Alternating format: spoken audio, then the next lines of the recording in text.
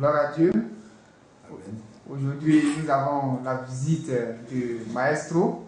Maestro qui était un ancien du chemin du ciel, de l'homme de Dieu, Papa Florian. Tout à fait. Voilà, depuis les débuts. Voilà, depuis les débuts. Maestro était le chef d'orchestre, voilà, de Fonction Suprême. Il a connu les débuts de l'homme de Dieu. Il a tout fait, particulièrement avec l'homme de Dieu. Voilà, aujourd'hui, on va l'interroger, nous donner un peu son impression, comment il a connu l'homme de Dieu, comment les choses se sont passées, hein, comment il voit l'œuvre, tout. Maestro, bonjour. Bonjour Peggy. Oui. Vraiment, c'est un ministère étrange, hein. Comme Jésus est étrange aussi, parce que Jésus c'est un mystère. C'est un mystère. Ouais, c'est un mystère. Et donc, comme le dit la Bible, les voies de Dieu sont insondables. Je crois que c'est dans cette manière de faire que Jésus est en train de procéder pour que ce ministère-là puisse prospérer. Alléluia. Parce que je crois que dès les débuts là-bas, il y avait déjà des révélations, donc des songes qui déjà nous entraînaient dans cette ligne de conduite, pour ne pas dire cette voie de réussite. Voilà, parce que Jésus-Christ, qui commence quelque chose, il termine toujours. Toujours. Voilà. Et je pense que Jésus avait déjà, nous avait déjà annoncé que ce ministère allait grandir et allait vraiment gagner le monde, vraiment par la puissance du Saint-Esprit. Pas par la puissance des médias, oui. Parce que j'ai remarqué que ce ministère est très particulier. C'est par la puissance du Saint-Esprit que Jésus gagne le cœur. Voilà. Par la puissance du Saint-Esprit. Voilà. Par la puissance du Saint-Esprit. Parce que, je t'ajoute, on ne fait pas de télévision, on ne fait pas de radio. On ne fait pas de télévision, on ne fait pas de radio, mais le Saint-Esprit fait son travail à travers le monde entier et les gens viennent de partout. Voilà, par la puissance du Saint-Esprit. Alléluia. Et moi, pour ma part, oui, comment tu as connu? Voilà, pour ma part, quand j'ai commencé dans ce ministère-là, franchement, je n'imaginais pas cette manière de faire. Je n'imaginais pas que Dieu pourrait vraiment faire ce type de miracles. C'est vrai, hein, on a tous la foi, chacun son degré de foi. Hein. Oui. Voilà, chacun son degré de foi. Moi, je me rappelle en 2009, quand l'homme de Dieu... 2009 hein? Oui, 2009, je crois juste après Podium, juste après Podium. Oui, parce que tu as fait Podium. Podium, oui, j'ai fait Podium. En 2009, vous avez remporté? Oui, non, je suis représentant, nous sommes allés en finale. Et puis on a participé, et puis bon, de manière honorable, on a atteint un rang quand même. Honorable quand même. Et donc, l'homme de Dieu qui avait déjà connaissait dans mes compétences, avait demandé que je puisse l'aider. Et donc, il a demandé qu'on se rencontre quelque part vers Marcory, ancien cinéma magique, qui est maintenant l'église universelle là. Et c'est là qu'on s'est rencontrés. Il m'a demandé qu'on puisse se mettre ensemble pour monter un ministère. J'ai dit, moi je t'ai connu en 89, mais j'étais d'une religion que je connais bien. Bon, un monsieur modeste qui faisait peut-être beaucoup de songes, c'est vrai. Mais tu es là me dire de t'aider à monter le ministère, je crois que c'est tout me demander. Mais en 89, où vous êtes connu précisément à l'église ou... Oui, c'est à l'église. C'est à l'église. Parce qu'à l'église, je le rencontrais là, il était... À ce moment, tu chantais aussi? Oui. Bon, je suis un peu choriste. Mais pas trop chanteur, musicien. Voilà. Comme maintenant où j'ai gagné en galon. Voilà. Sinon, en son temps, j'étais un simple choriste. Et moi, on se fréquentait même un peu rarement, on se voyait comme ça à l'église. Hein. C'est un frère d'église comme tout autre. Donc, je ne pouvais pas imaginer que subitement ils viennent là me parler de monter un ministère. J'ai dit, mais tiens, d'abord ça coûte cher, et puis, je ne sais pas, sur quoi tu comptes là? Moi, c'est mon grand frère, il dit grand frère Florian, mais tu comptes sur quoi? Tu racontes quoi? Pardon, il ne faut pas me fatiguer des choses. Je lui dis, je sais que tu chantes. Est-ce que tu peux me trouver quelqu'un pour commencer le piano? Je dis, moi, je joue un peu au clavier. Il dit, ah bon? Ah, mais si tu joues au clavier, là, ça m'arrange. On va commencer comme ça. Tu vas chanter un peu, tu vas jouer au clavier, et puis c'est ainsi de suite. On va essayer. Ah, et puis tu insistes. Ah, frère, tu insistes. Tu veux vraiment, hein? D'accord, ok. Il dit, il m'a donné, je crois, 1 mois, 2 mois. Il m'a dit, je vais te rappeler. Et tu vas venir, je vais faire un essai avec toi. Comme si tu joues un peu au clavier, tu vas jouer un peu au clavier, tu vas chanter. Et puis bon, dans tel secteur, on s'est rencontrés, puis on va discuter. Ah, effectivement, à la période indiquée, mon pote absolu. Maestro, tu es où là? Tu viens me trouver dans tel coin, pas au tel coin. Ah, j'arrive, il me vient un piano.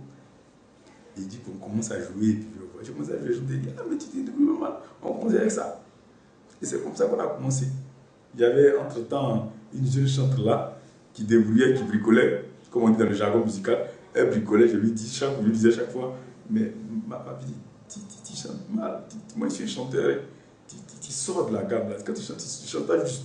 Il faut faire attention, chante comme ça, chante comme ci, chante comme ça. Et bien sûr, on est ensemble, mais à chaque fois qu'il plaque les lignes, c'est comment tu vas te faire, et puis c'est comme ça que c'est parti. On était dans une chambrette.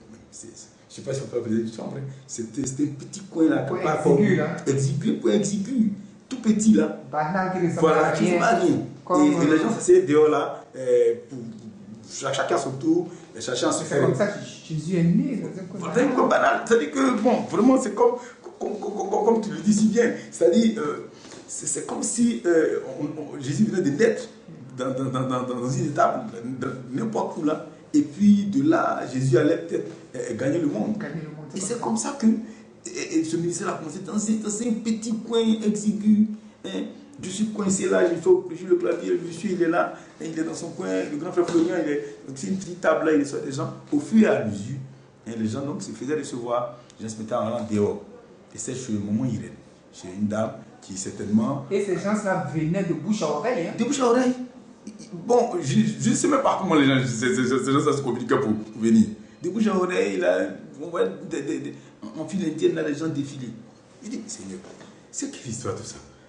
Bon, là, j'ai commencé déjà à comprendre quelques mystères que l'Éternel Dieu voudrait me présenter et que peut-être on lisait de manière banale dans la Bible, mais qui est en train de se présenter, prendre forme au fur et à mesure dans le temps et dans l'espace. C'est-à-dire, l'Éternel Dieu dit, je suis un mystère qu'au fur et à mesure, je peux gagner les cœurs et c'est par la puissance de mon travail. Donc, c'est là que je commence à comprendre véritablement comment la Bible devait donc travailler au travail d'un homme de Dieu. Et puis, Dieu pouvait peut-être faire un miracle subitement. Et donc, les gens venaient là, comme par enchantement, hein, les gens communiquaient entre eux. Et puis, c'était, tu vois, les gens venaient là, quand tu as un problème, ils sentent la grâce de Dieu dans sa vie, il dit à son frère, et puis l'autre frère dit à sa soeur, et puis la soeur dit à la tante, et puis ainsi de suite. Hein, les gens venaient là, venaient me faire recevoir par l'homme de Dieu qui essayait de, tant mieux que mal, de régler leurs problèmes. Moi, j'ai joué chaque fois qu'il me disait, quand on est un chantier, et quand j'entends le cantique, et puis la petite fille, en tête de là, jusqu'à ce qu'un jour, il m'appelle, dit, qu'est-ce qu'on peut faire pour commencer quelque chose comme Dieu? Je lui ai dit, bon, d'abord, tu as commencé par le jour de l'église. Ça, c'est vraiment, je vais vous faire entrer le secret de Dieu. Peut-être que vous ne le savez pas, mais Papa Florian voulait faire ce ministère-là le dimanche. C'est moi qui ai refusé. Voilà, c'est moi qui ai refusé. Je vais vous dire quelque chose. Je vais lâcher les coups quand j'en parle parce que c'est quelque chose que peut-être que je l'ai dit parce que je pense que c'est un témoignage qui va peut-être prendre le monde. Mais j'ai dit que c'est lui ou moi qui ont décidé. Au départ, il insistait pour dimanche. J'ai dit non. J'ai dit non parce que le vrai, ça passe le samedi. Et que le samedi, c'est mieux pour que les gens aillent prier du Jésus. Oui, ça va, c'est samedi. Et puis, ce serait mieux parce que si on fait ça samedi, ça va plutôt d'aller à l'église. Voilà. Et donc, ça n'empêcherait pas quelqu'un d'aller dans son église. C'est comme ça qu'il a étudié, il a dit, c'est pas mauvais ce que tu dis. Voilà. Donc, c'est vraiment ensemble qu'on a monté ce ministère. C'est des choses vraiment qu'on a décidé ensemble, que j'ai jamais dit à quelqu'un. Voilà. Mais je pense que il est important quand même d'en parler un jour parce que c'est une tradition de témoignage. Voilà. Parce qu'avec Jésus, il y a des vérités qui sont comme on a dit. Voilà. Et donc voici un peu comment est-ce qu'on a commencé. Ensemble, à chaque fois, il me demande, je lui ai dit, il m'a dit, et pour le groupe musical, il ne faut pas tenir compte de qui est bon chrétien. Voilà. Tu commences le ministère, il ne faut pas tenir compte de qui est mauvais chrétien. Il faut tenir compte de ce que Jésus-Christ appelle tout le monde à lui. D'abord. Et puis c'est pendant qu'ils sont là que lui-même a fait son tri. Puis c'est celui qui travaille, et puis il travaille en esprit. Donc d'abord, on a fait tout le monde, et puis après, Jésus va faire son travail. Il a fallu le tri. Mais il faut mettre tout le monde dans la bergère. Il ne faut pas que tu fasses des discriminations, oui, qui est marié, qui n'est pas marié, si tu veux aller sur cette base-là, il y a beaucoup de choses que tu vas peut-être perdre. Beaucoup vont s'éloigner. Voilà, vont s'éloigner. Donc tout le monde vient d'abord. C'est comme ça qu'on a recruté 12 chantres. Tous ceux qui ont envie de chanter. Il y a des gens qui ne savent même pas chanter. Tout est parti de ce que l'Esprit de Dieu m'inspirait. Chante un peu, je vois. Chante un peu, je entends. Chante ici, je entends. Chante. Et puis comme ça qu'on a formé un groupe musical. De manière banale aussi. Comme ça. Et on a commencé par un espace, l'espace de madame, je ne sais pas comment elle s'appelle là. Maman de Iradier, madame Iradier. Madame Iradier, oui. C'est sur l'espace qu'on a commencé. Et puis, petit à petit, moi je jouais au clavier et chantais. Ça me fatiguait un peu parce que j'étais un peu débutant. Voilà, c'est-à-dire que je débutais surtout chanter et jouer. Voilà, je n'étais pas habitué à ça. Ça fait plus que j'ai vraiment commencé ça. Voilà. Parce que je n'étais pas habitué, je jouais clopin comme ça de temps en temps, mais j'étais bon, avec dans un ministère en tant que tel, c'est celui que j'ai vraiment joué et chanté. Ça m'a valu des lauriers dans d'autres ministères. Voilà. Ça fait que j'ai joué après lui, il y a 2 pasteurs qui m'ont engagé et j'ai joué en même temps. J'ai veillé un vendredi et puis je jouais un dimanche en chantant en même temps. C'est-à-dire, avec lui, j'ai gagné des galons sans qu'il s'en rende compte. Il y a eu beaucoup de choses. Il m'a aidé dans beaucoup de choses. C'est-à-dire, il a fait que j'étais obligé de faire des efforts. Hein? Parce que vous savez, jouer et chanter, ce n'est pas facile. Jouer et chanter, c'est très difficile. Et il a fait que j'étais obligé de faire des répétitions seul. Apprendre à jouer et chanter en même temps. Sans rappeler d'accord. Voilà. Vraiment, il m'a aidé dans ce sens-là. Jusqu'à ce que le ministère prenne du volume. De l'ampleur. De l'ampleur, prenne du volume. Les gens ont commencé à venir. Mais ce qui était impressionnant aussi, c'était la façon dont il se comportait. Ce n'est pas quelqu'un qui s'éloignait vraiment de la musique. Il était plongé, il faisait quoi avec la musique. J'ai remarqué un homme de Dieu qui était plongé dans la louange, dans l'adoration. Il aimait vraiment sa chose. Il était technicien en même temps. Il soulevait les baffes avec nous. Il faisait tout avec nous. Au point que quand quelqu'un arrive et lui dit, où est l'homme de Dieu, pourquoi l'homme de Dieu en train de soulever le baff, en train de ranger le baff. Il ne voit pas. Il est l'homme de Dieu. C'est un homme qui est en culotte, qui est en tapette. Mais c'est quel homme de Dieu ça? Et à chaque fois, ces manières de faire choquaient même. Parce que les hommes de Dieu qu'on connaissait dans ce même moment-là, dans l'espace-là, c'était des gens qui étaient en veste. Qui étaient vraiment, qui étaient en costume, tout ça. Et donc, lui, il s'y prenait. Dans son comportement, il était tout petit. Il était tout en train de. Maestro, bon, on mettait bien trop. On tout en train de ranger les cacs ensemble. On enroulait on rangeait les instruments. C'était fascinant quand même. Moi, après tout ça, quand j'arrivais à la maison, je me posais des questions. Tu m'arrêtes souvent. Ouais, j'ai dit, mais on va où? C'est en quoi il dit, mais je regarde, je ne sais pas. Avec tout ça, moi, je ne voyais pas encore je ne voyais pas encore la dimension même de la situation.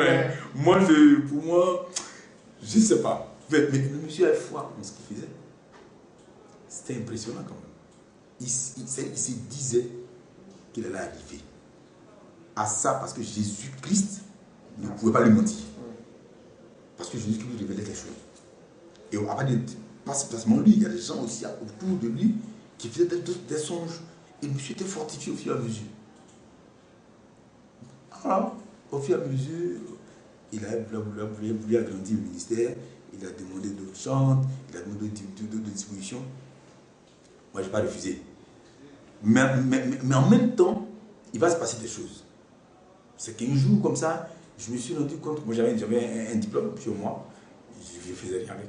Et donc, je l'ai appelé comme ça, à l'approche de la rentrée, je crois, à un mois de la rentrée c'est en octobre, je l'ai appelé en septembre, là, pour lui dire que je voulais qu'il prie pour moi, parce que j'aurais bien voulu que quelqu'un me prenne dans son collège, parce que je ne fais rien, j'ai un diplôme qui traîne avec moi. Il m'a dit, c'est maintenant que tu me dis ça. Tu es un comédien, la rentrée c'est en octobre, tu me dis pas, c'est maintenant que tu me dis ça. À 2 semaines de la rentrée, il m'a dit, oh, mais j'y sais, c'est pas possible. Et puis il a raccroché. C'est tout.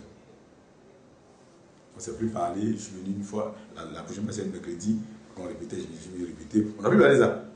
Mercredi, le samedi, on a fait le culte. La semaine qui a suivi, mon portable sonne. Allô? Grand frère Théo, j'ai quelques heures ici. J'ai demandé à mon DG de t'octroyer quelques heures ici dans un collège privé. Il dit, ah bon, c'est où? C'était juste par loin de ma maison. J'ai juste traversé ça.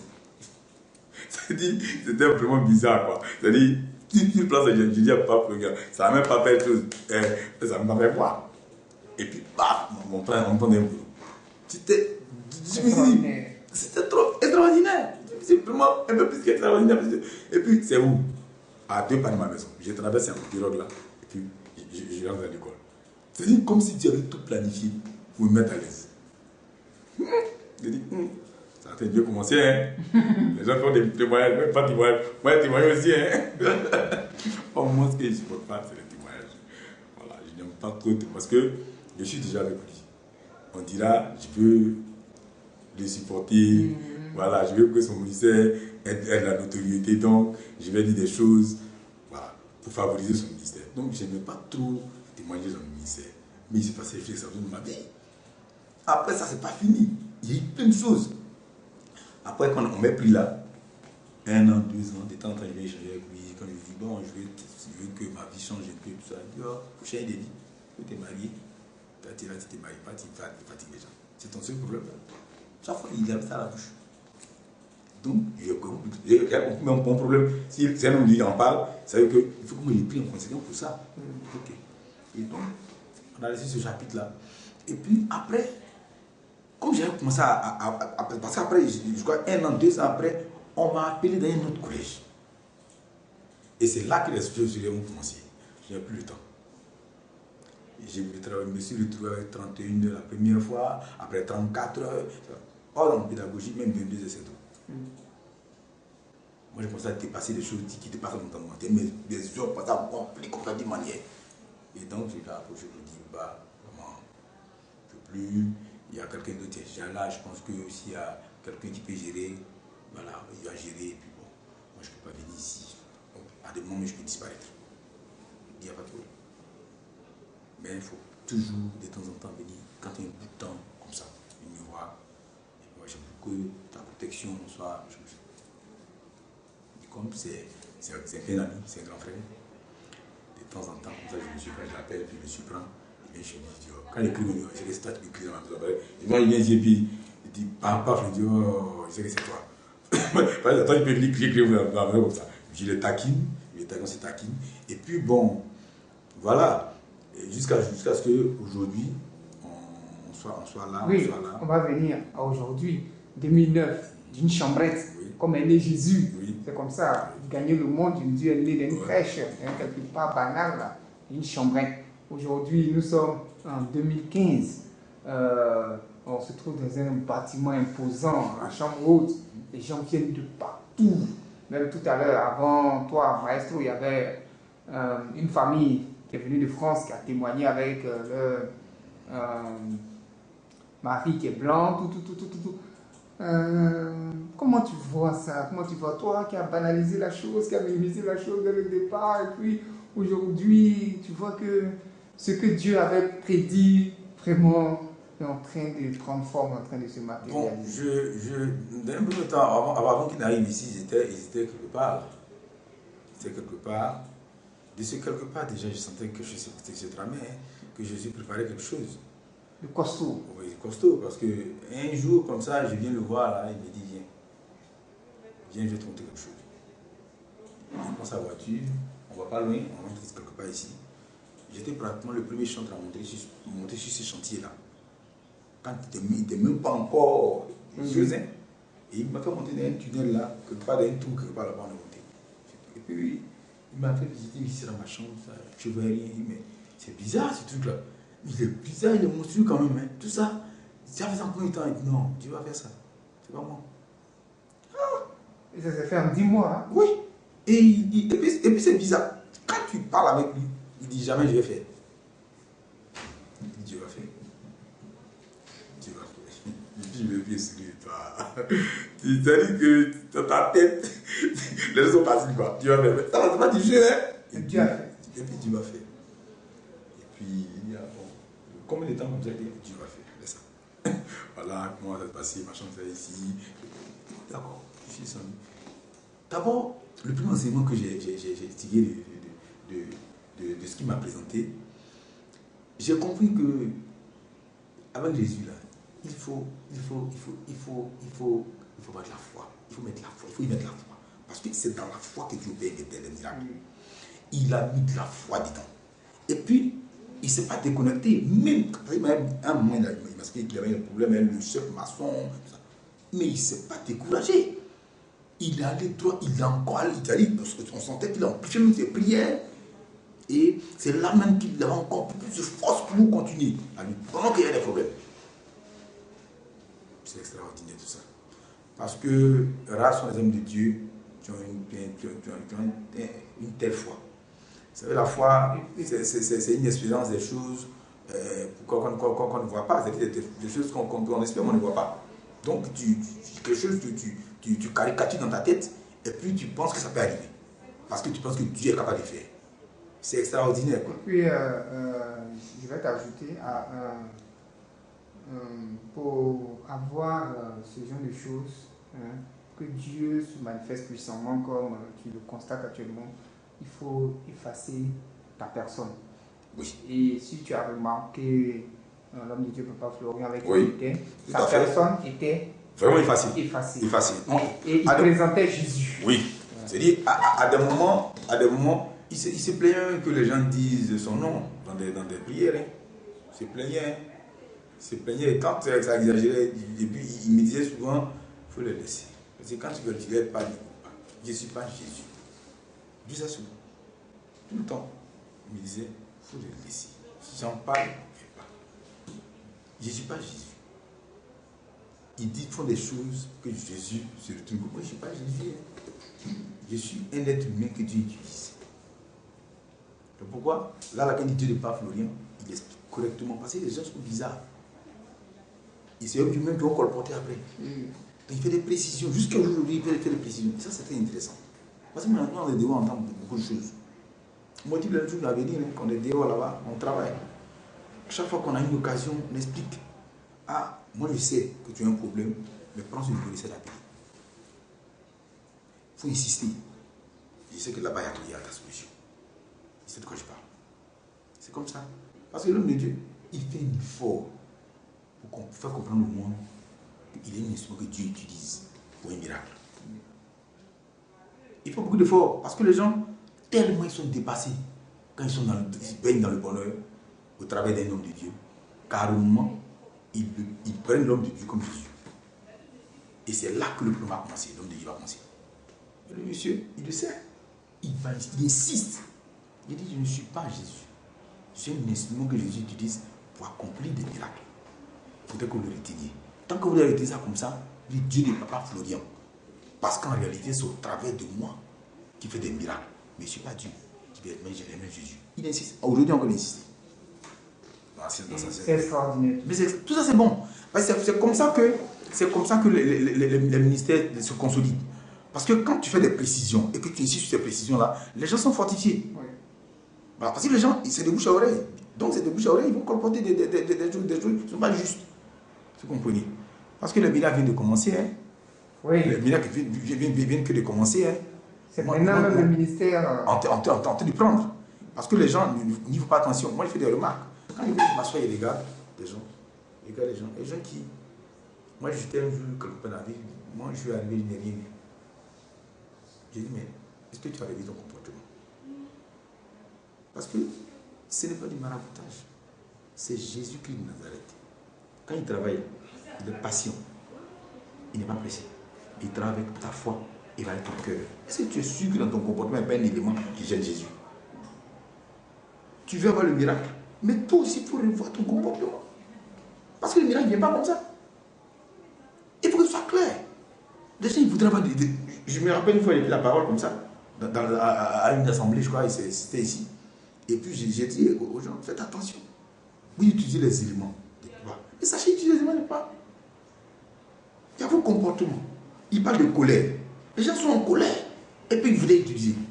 Alors qu'il vous a donné des indications. Si tu es en colère, si tu n'évites pas la colère, tu pars dans ta grâce. Parce que c'est le mot que tu utilises. Jésus a travers les anges.